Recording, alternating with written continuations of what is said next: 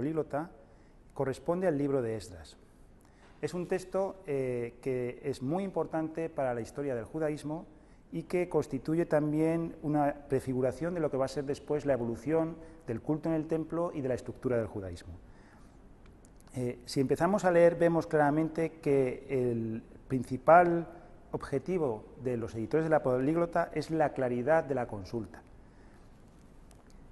En el segundo versículo podemos leer Bahakimu kanarye be pilutenjon. Bahakimu es un verbo que se denomina débil en el vocabulario hebreo. Esto se observa claramente si acudimos a la columna de la izquierda, la columna en caracteres hebreos. En este versículo podemos leer Vaya'alu mi benei Israel umina kohanim be aleviim be a mesorerim be a shoarim be netinim. El texto hebreo en sí es muy sencillo, pero presenta algunas dificultades en su morfología verbal. Para que el lector no se lleve engaño, se indican, como hemos dicho antes, en el margen las raíces, es decir, la raíz básica de cada una de las palabras, sobre todo de los verbos. Así podemos leer, Vaya'alu, y subieron y ascendieron.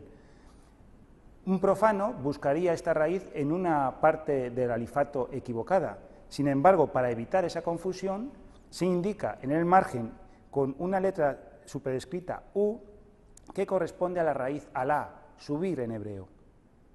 De la misma manera, en la siguiente línea se nos indica mi benei Israel. Mi benei es una palabra compuesta formada por una preposición, mi, y el plural de la raíz ben, hijo.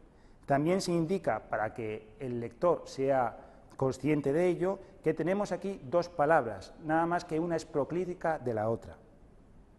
Se repite también en la siguiente frase, a pesar de que ya se ha indicado en la primera, con el fin de que sea absolutamente claro para el lector. Además, se nos refieren en cada uno de los casos al texto latino, para evitar cualquier tipo de confusión.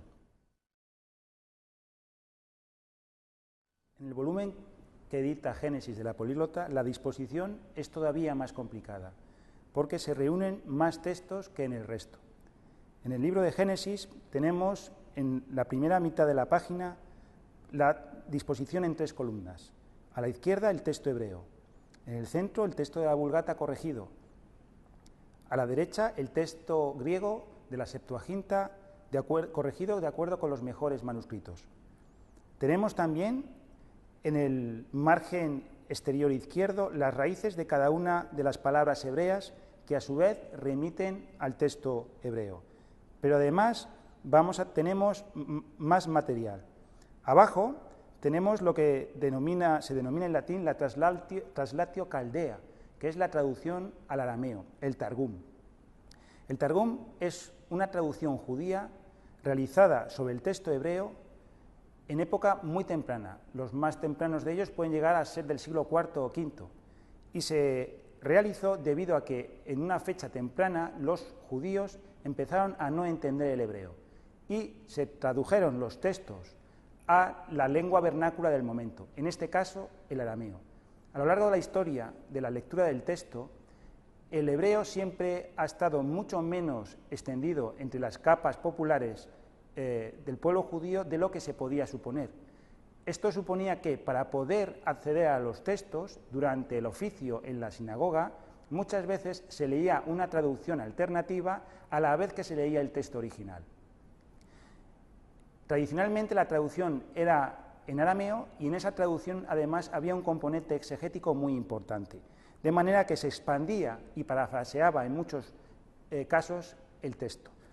Las traducciones arameas son tremendamente importantes porque conservan, de una parte, muchas veces, la traducción de un texto más antiguo que el del que está impreso, y por otra parte, las tradiciones de interpretación que eran propias del judaísmo y que poco a poco van a influir algunas corrientes cristianas. Una de las primeras traducciones al latín del Targum es la realizada por Alfonso de Zamora, y la tenemos justamente a la izquierda del texto.